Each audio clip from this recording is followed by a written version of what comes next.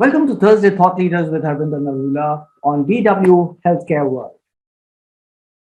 Few days ago, I visited the newly constructed, launched Amrita Hospital in Delhi NCR at Faridabad, and I was really surprised on the small elements that had been taken care of while designing and building this hospital.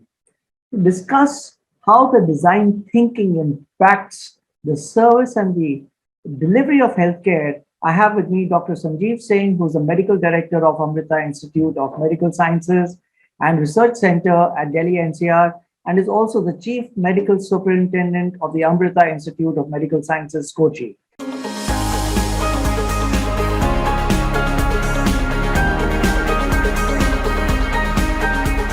So, Dr. Sanjeev Singh, thank you so much for joining us on BW Healthcare World today.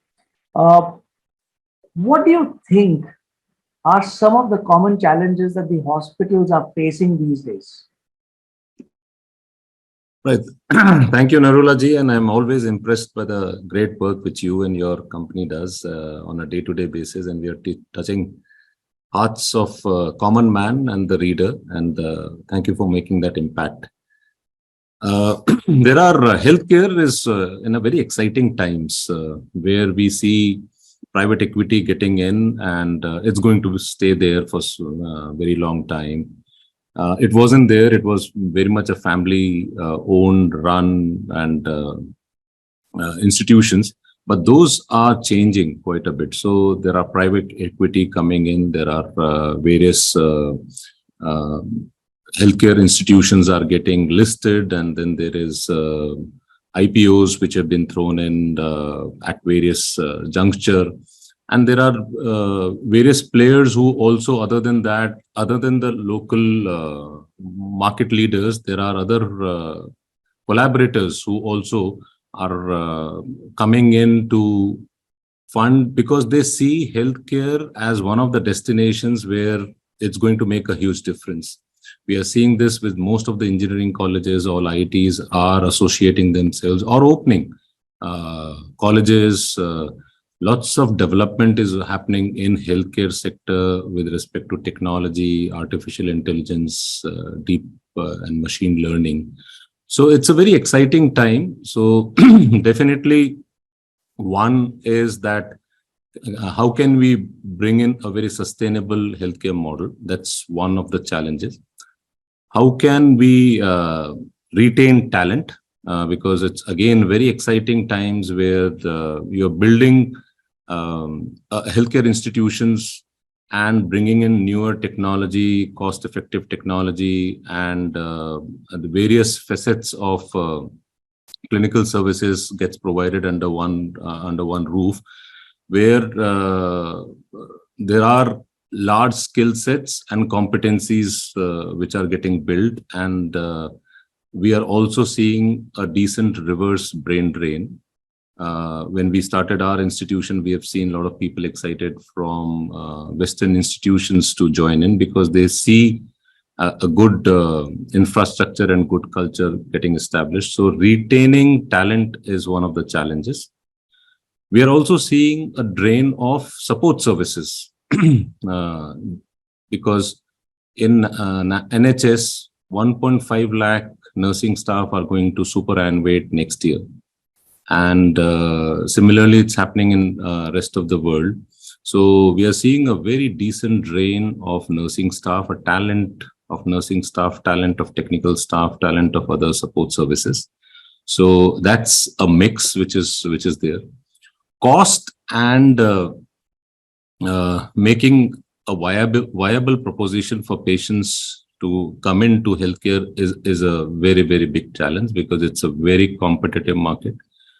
We earlier in 1947, there were close to only 2,000 healthcare institutions, though we don't have an actual record, but a rough estimate is close to 85,000 healthcare institutions. Most of it would be small, 30, 50 bedded, but then there are 86,000 healthcare institutions across the country. When we started, we only had 50, 60 medical colleges. And when I was graduating and post-graduating, there were close to 247. Now there are 716 medical colleges, 116 medical graduates passing out. So very, very exciting times where you see private equity players coming in, the technology coming in, the lots of, when we started this institution, we were looking at proton therapy, very costly initiative. When we started speaking, we realized that there is not a single vendor. There are 10 vendors who are at various global footprints. They're already working, and they have technology which has already been rolled out. So I think private equity players are going to change the dynamics, and that's a challenge we need to face. Retaining a talent is one. Some of the support services which are going to go abroad and still maintaining cost factor. Public is somehow not with us. So there has been a commercialization of or maybe a thin line between an ethical and unethical delivery system, as assumed, though a doctor who passes out takes an Hippocratic oath and will never do something which will harm, but then there is a faith which needs to be developed.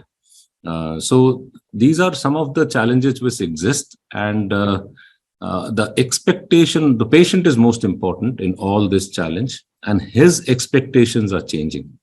He wants things extremely fast. He wants things extremely easy. He wants things on his mobile. He wants things that he needs to be heard. He needs his surgical procedures to be done fast. He needs a better outcome. He needs to pay less. So his expectations are changing. So these are some of the challenges which we need to sort of come together and see. There are learning from other industries. They have done well. And I think even healthcare is also adopting lots of newer ways of working and meeting these challenges. Right. And Dr. Singh, you were instrumental in planning and developing and, assisting the construction of the new hospital that has come up in Delhi NCR. How did you study and identify the solutions to these challenges and incorporate the solutions while designing of Amrita Institute of Medical Sciences and Research in Delhi NCR? Right. So when we started, we always used to think, when we were there at the drawing board, we always used to feel that there is a Harvard, there is a Mayo, there is John Hopkins. And why can't we have a similar kind of a setup, which is a university teaching hospital setup, which drives clinical excellence, academic excellence, research excellence? And can we plan something which is 20 years from now and not just built for today? So there are few things which were extremely important for planning. And one is definitely high-end technology and cutting-edge technology being brought into healthcare institutions, and that should get incorporated in plan and design. We also were looking at that there are lots of non-communicable, communicable disease, both are rising. So how do you bring that as a practice and place departments so that it's easy and reachable? We also found out that training, research, healthcare workforce are not going to be available. So how do you plan that into design? We thought that we are very curative in nature right now, and there is no prevention. There's no talk of prevention. So how do you bring that in the design?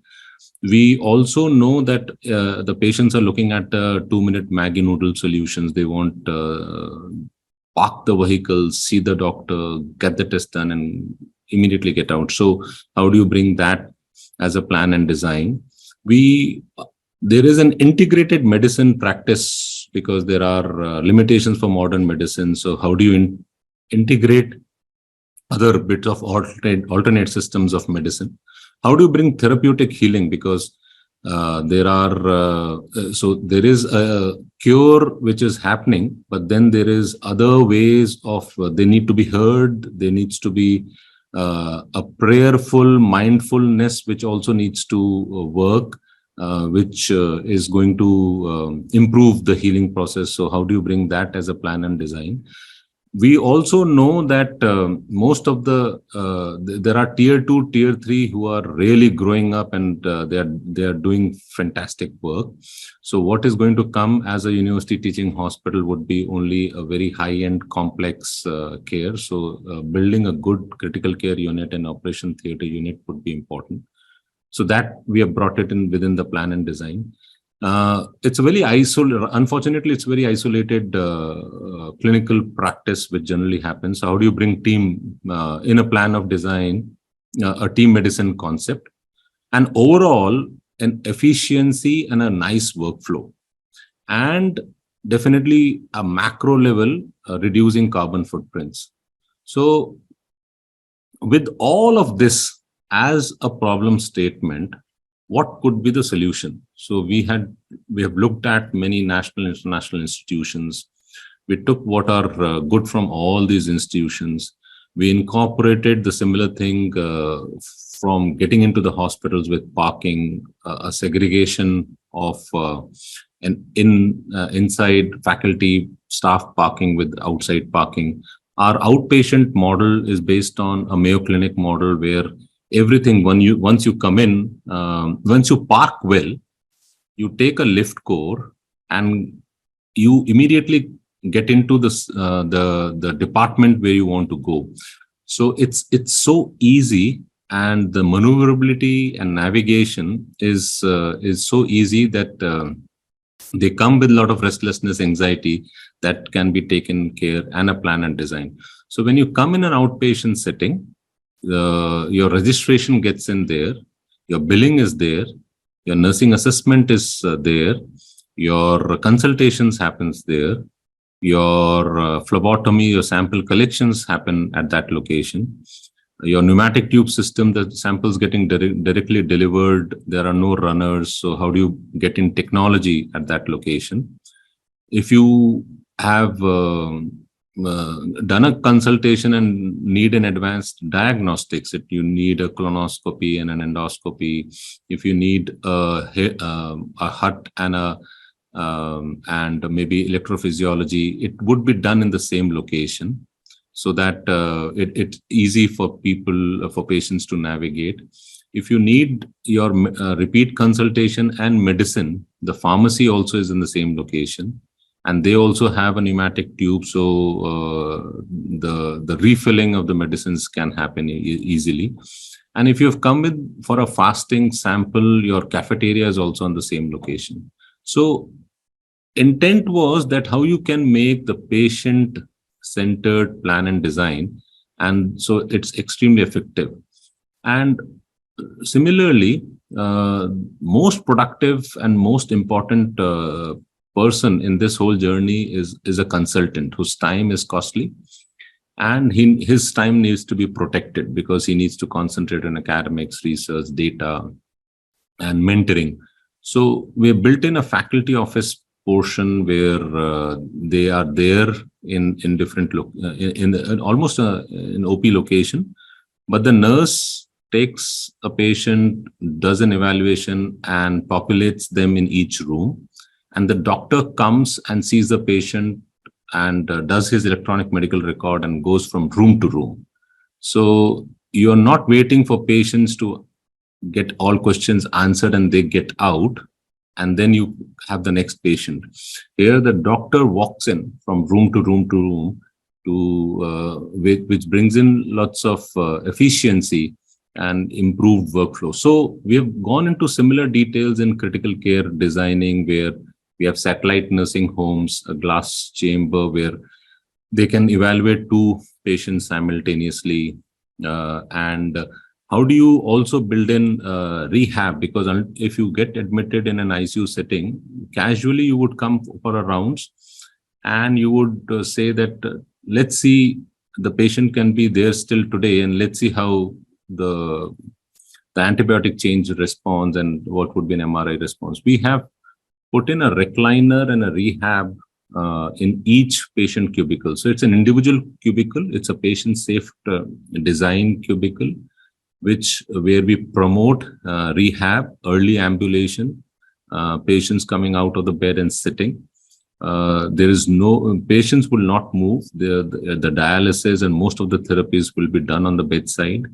The bedhead panels are such that if you want to immediately change into a high-end ECMO, it all can be done in the same location. So it's a very patient-centered design where the rest of the people move around, but then patients remains our top focus. And that is what we did in daycare, most of our diagnostics, most of our support systems.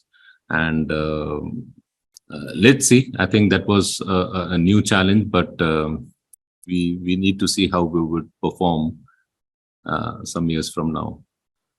And Dr. Singh, as a leader of an institution, you have the responsibility to ensure, safe and patient-centric care at the hospital. You also have the responsibility to hire the best resources. You have to ensure that you have the financial resources to run the institution. So how, as a hospital head, do you balance the P&L of the hospital to ensure affordability and revenues while coming from a mindset of a charitable institution? So I think that's a very good and a tricky question.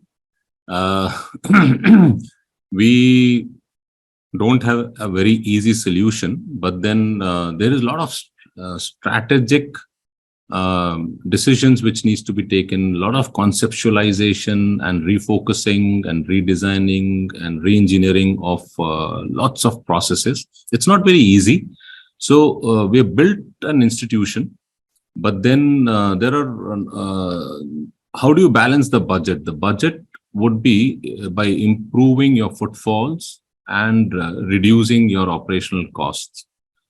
Because fortunately, you need to keep bringing in talent and keep bringing in new technologies, because you need to deliver the best of the care and with the best of the outcome. So overall, I think our responsibility is that we reach out. We have lots of satellite centers. Right now also, we are doing close to 113 outreach clinics from Kashmir to Northeast, covering most of the premier locations.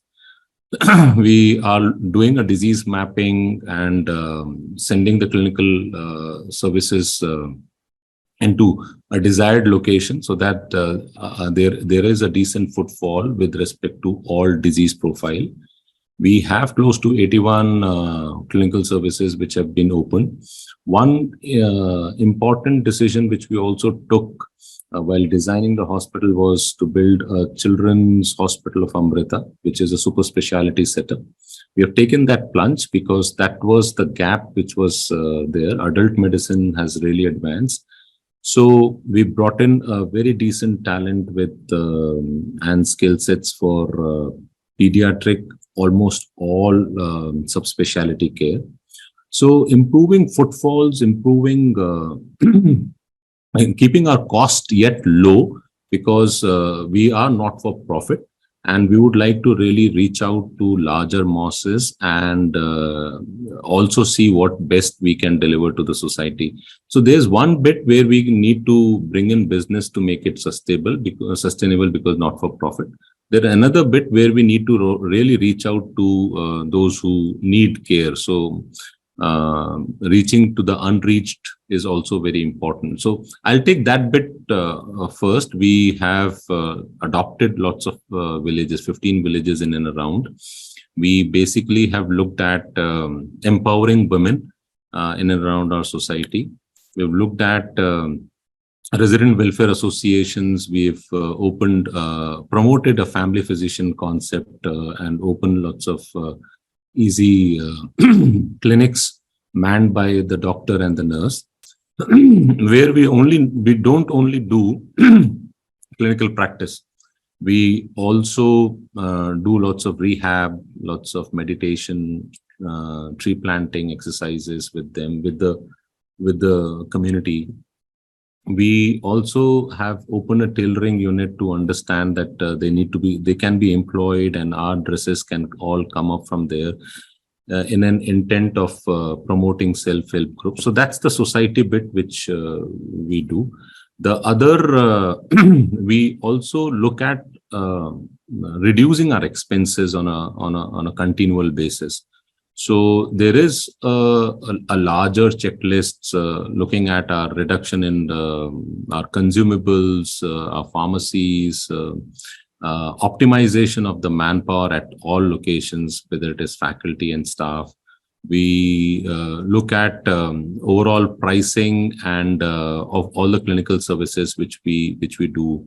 Look at the electrical and expenses, and that's how we have put in lots of effort on bringing in technology. There would be a heavy investment when we sort of started the institution, but overall it reduces cost, and introducing variable frequency devices would reduce close to 20-23% of electrical consumption, especially with air conditioning. So there are lots of a decent technology which have been also just like in our diagnostics, all we have a pneumatic tube system, so reducing of the manpower. We have an Uber based stretcher wheelchair trolley, so reducing on the calls and again on the manpower. So we have brought in a decent technology to reduce our operational cost.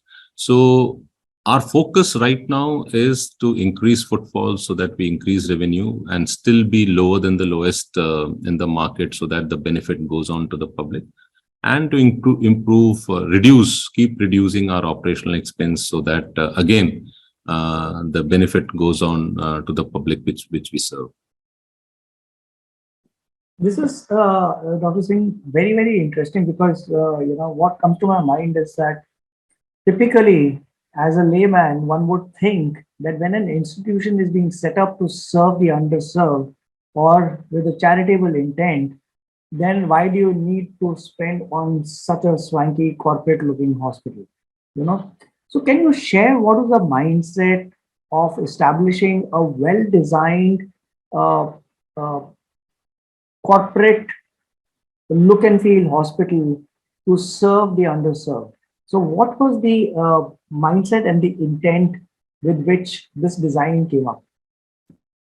So that's a very good question. Basically, we are looking at what's going to happen 20 years from now, 30 years from now, because a building, an institution gets built not just for a year to 5 years. So what we generally see is that there would be a good standard of living. There is a decent change which we see has really taken place. India is really growing fantastically well. There is a good paying capacity which is there. There is lots of rural population migrating into semi-urban and to urban. There is that's from the social perspective. From the medical perspective, there is increase in medical colleges, increase in medical graduates and the postgraduates. Unfortunately, the faculty who trains them are not available, so those skill sets are not available. We are seeing that there is a decent push for research which is happening. Unfortunately, again, infrastructure and the culture doesn't exist. We are also seeing that lots of technology would also come in. So with all of this coming into the drawing board, we have built this particular institution. So let's slice every bit. So 716 medical colleges, 116 medical graduates, 78,000 postgraduates, no teachers available, no skill sets available. So what are they going to do? So that's how, if you don't build a simulation learning academy where you have an animal lab, you have a cadaver lab, you have a robotic training center, you have a microvascular small animal lab training center, the training will not happen. And right now, unfortunately, all these big players, they select few clinicians abroad to train them. And we thought that why all this facility cannot exist in the country, and where international faculty come and train and build a simulation academy which is as good as what exists in the best of the world. So there is a gap, there is a demand, and can we fulfill the demand for the next 20 to 30 years? So that's training and the learning bit. Now I talked about the faculty who are trained, but then again, they are very limited people. So there is lots of demand for advanced orthopedic surgery, neurosurgery, cardiovascular surgery, but they are all there in in urban setup, and then they need all kinds of training. So similarly for nursing and allied health. So nursing is all going abroad, and allied health also are unregistered. Unfortunately, they don't have a council. So there is no good training. But unless you have a good allied health science group of people helping the faculty, your care gets impacted. So with this, we have put in a school of medicine, we have put in a school of nursing, we have put in a school of allied health sciences. And again, thinking that this is going to be very, very impactful, because if you don't have people and who have been trained well, what are you going to do? And they chip in immediately, and they are fantastic cushion when there is this drain which is going to happen. So that's again a plan with respect to simulation and with respect to allied health sciences. The other bit is that there is a lot of research focus, and there is decent grants which is all coming in. The clinicians, unfortunately, is now busy with seeing patients, and this has become very transactional. But just in case, if he has a question of changing, bringing in a low-cost technology, thinking differently, establishing some kind of an innovative systems, or giving a platform of being in a good incubator, that doesn't exist. But then that's the movement which is happening post-COVID. We saw a lot of make in India, and now MRIs are made in India. 1.5 Tesla is getting done. CT scan is getting done. Most of the ventilators. So there is a capacity. So that's how we have built in a 7-story research wing, which has a good manufacturing practices lab and very advanced, looking at proteomics, molecular genomics, bioinformatics, and then integrate between engineering, allied health sciences, alternate systems of medicine, biotechnology, nanoscience, and human medicine, which doesn't happen. So I think the intent again to build this is to look at what is going to be the future, and then how healthcare delivery system is going to be 20 to 30 years. So it is going to be very, very professional, very, very efficient, very cost effective. You will be monitored. Right now, unfortunately, there's no monitoring in healthcare. Like Center for Medicare, Medicaid, they do monitor in US. NHS has NICE who do monitor. Right now, each individual in our country, they're unmonitored. They do what practice they do, and there's nobody who's monitoring them. So those things are changing. And that is where we also need to be very cost conscious. So you need to provide a very high value, which is high in quality, but in an affordable. And that's how things are going to change even in our country. So with that in mind, we thought that this is how our institutions should be built, and how it would be all comprehensive. I think that's the key: high quality yet affordable, and that's how you kind of looked at the futuristic aspects and perspectives while designing this hospital. That's brilliant, Dr. Singh. The other focus today when we are designing hospitals is on sustainability and greener processes. How did you build sustainability and greener processes in your current setup? And what are some of the breakthroughs that you have achieved in creating a greener hospital? So again, that is a very, very good question, because ultimately we need to reduce carbon footprints, and so much so that we had our own fly ash plant when we were building the hospital. So can we right now, rather than bringing our building blocks from somewhere else, can we build it and make it more affordable, and which is more environmental friendly? So we did a very decent soil testing when we built this hospital. We looked at our design, which which was IGBC and GRIHA compliant. We looked at rainwater harvesting, because we have right now within 133 acres almost 84 rainwater wells, and it's a zero discharge land. So not a single drop of water gets out of the campus, and that's how we use it. So putting in a very efficient effluent treatment and a sewage treatment, and they again, a very high-end technology gets into a sewage treatment plant. So what gets out gets used within the hospital. So, and there is a man-made 3 large ponds also, which helps us reduce the prints, as well as also helps us improve the landscape. So all boundary walls, all the terraces have solar panels, which also again goes, the electric connectivity goes back to the grid, and then that's the advantage which the government also has from us.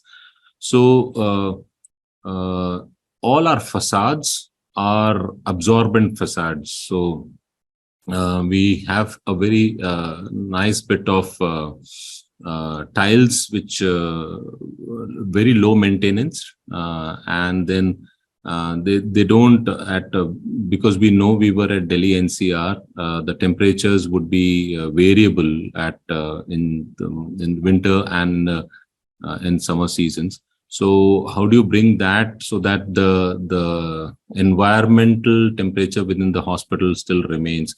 So lots of things have been thought through. There has been a decent open to sky areas within the hospital to have a proper wind flow and natural light. And so to make it sustainable, we have put in a technology in our chiller plants, because unfortunately there is an understanding by reducing just putting in LED lights and stopping our lifts and darkening the corridors, we save a lot of electricity. That isn't where we should focus. We should focus on air conditioning, which is 60 to 65% of our electrical cost.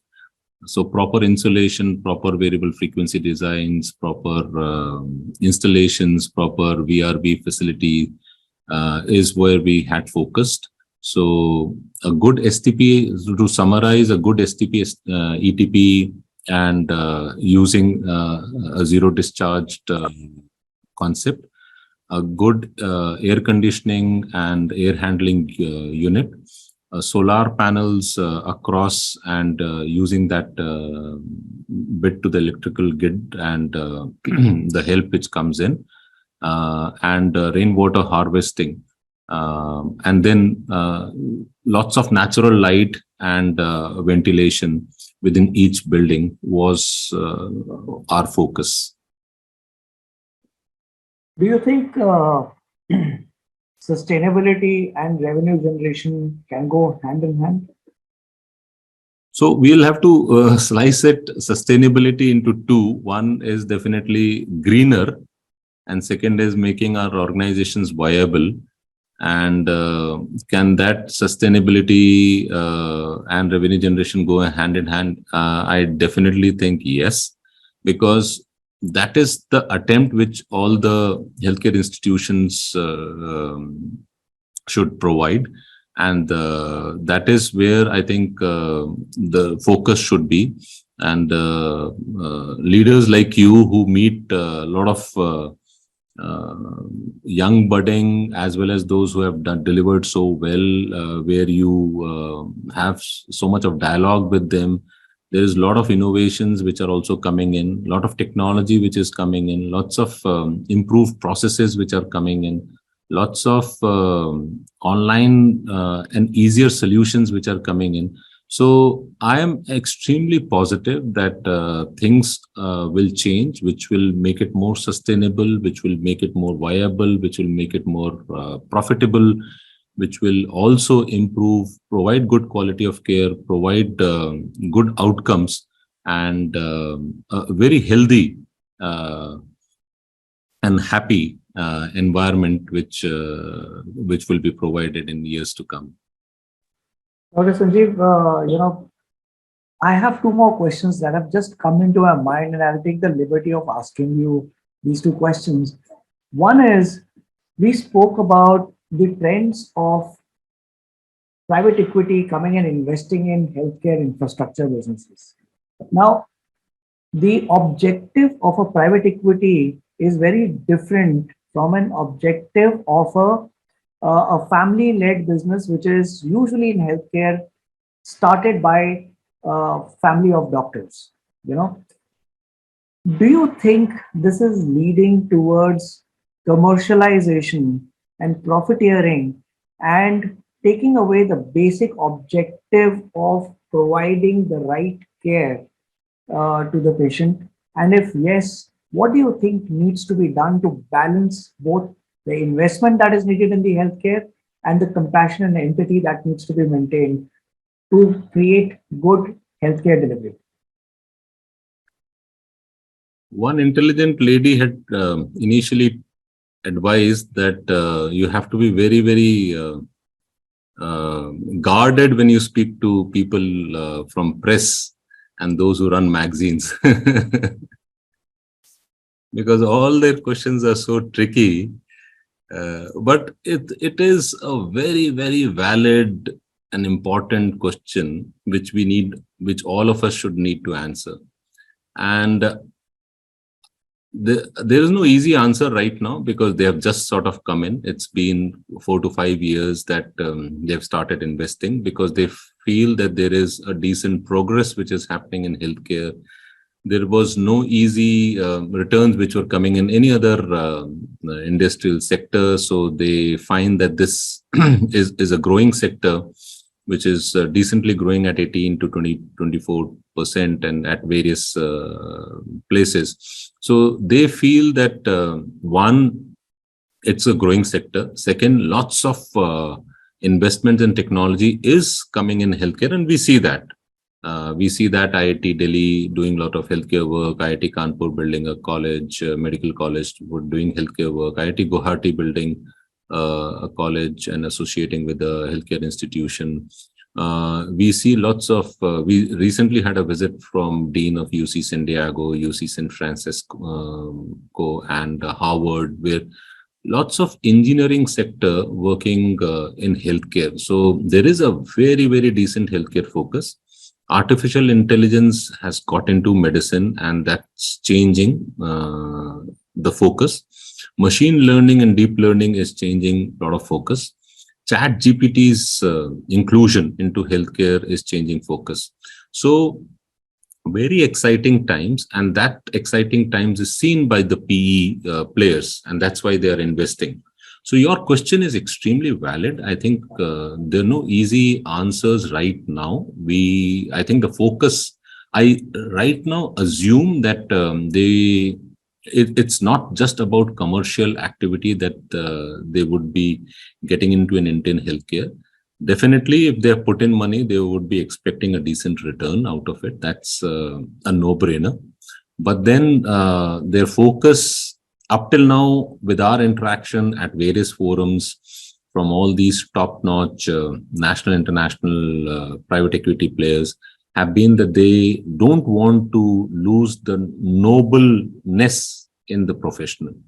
But only times will tell, because we would like to believe that, because if they do it and if they remain focused of compassionate healthcare delivery, I think then we will be on moon and deliver the best of the care.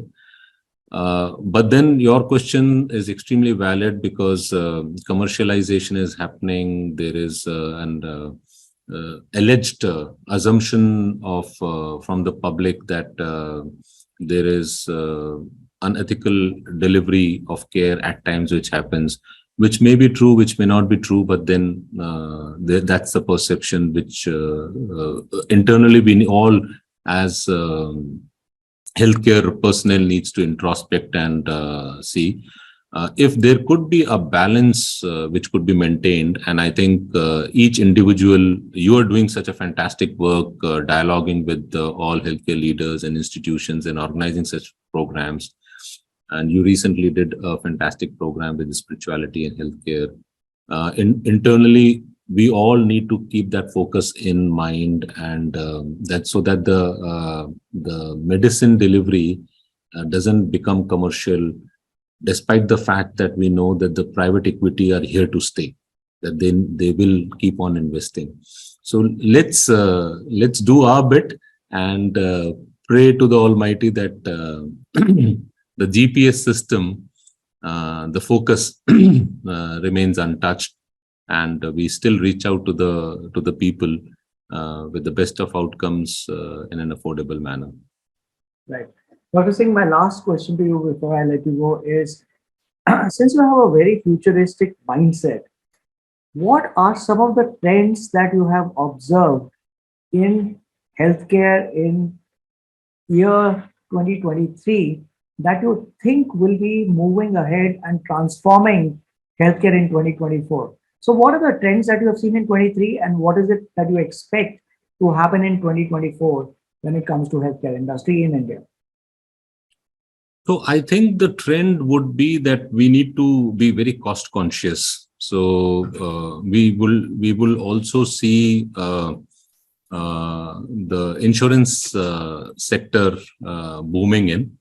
Earlier it was just 8%, increased to 18%, now close to 28% of the people are insured. So that's good news. We would also see universal health coverage. And we see that partly with Ayushman Bharat, and it only had a few hundred institutions. Now they possibly have close to a lakh plus institutions being registered. There is lots of movement with digital mission. So the sharing of the health records, though it is very futuristic, but that's a movement in the very right direction. We see lots of artificial intelligence coming into medicine, and that's here to stay. And that's here not to take jobs, but to make the diagnostics and the clinical work easier and more accurate. And there's inclusive of machine learning. There is lots of technology coming down to point of care. So at bedside, when you come in, most of the tests are sort of available at the click of the mouse, and it would be more real time to do a lot of analysis and care delivery easier. There would be lots of technology to make complex surgery much better, robotic coming in a big way, which would be affordable, because there are Make in India robots which are also coming in, so it will make it affordable. All this is definitely, so there will be lots of government help which is coming in. There's a lot of international help, there's a lot of technology help, there's a lot of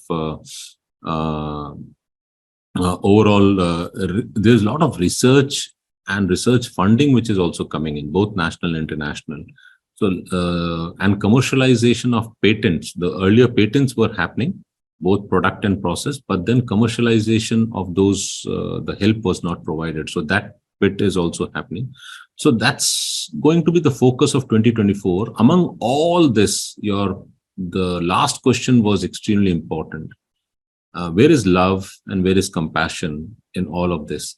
And I think the program which you did in Mumbai, the spirituality and healthcare, or your continuous dialogue with those who are key opinion leaders, I think if we all can sort of come together and keep that nobleness, that compassion, that empathy, so that it doesn't get altered, disturbed, or presented in a very different scenario, that is going to be the key. So very, very exciting times, and I think very, very challenging times. We just need to keep our focus on this patient who trusts us and comes to us for the best of the care. And that is what I think we should provide honestly to him. That's that's absolutely the prime importance. And Dr. Sanjeev, it has been such a beautiful conversation trying to understand the thought process behind building a new hospital, a new institution that is not just serving the need for the day, but also is planned to serve effectively over the next 2 decades as well. And one more thing that I've observed is the focus on robotics training, simulation lab, and research. Because in fact, just few days ago, I was talking to someone and we realized that the doctors who undergo training during their MBBS and postgrad, when they come out and start working, they're working with technologies that they have not been trained with. And that gap needs to be bridged at the education level itself. And that's something that Amrita Hospital is doing. And so that's an amazing bit that I observed. And last but not the least, the design thinking, which is patient centric, is something very, very unique that you have been able to bring out by setting up this institution. And I think this could be a learning experience like you did from various hospitals across the globe and brought in the successful solutions, learnings from them into this hospital. This could be the inspiration for newer institutions that are now being set up. So thank you so much for taking out time to speak with BW Healthcare World, Dr. Singh. Thank you so much, Narula ji. I think what you do on a day-to-day basis is just amazing. You, with your continuous dialogue, you inspire a lot of people, and I think that is extremely important. People like you exist, and we have faith that there are good people who are making a phenomenal difference. So thank you for what you do on a daily basis, and to your team, which is extremely supportive. And I also enjoyed this conversation with you. Gratitude to you, sir. You're kind. Thank you so much, sir. Thank you.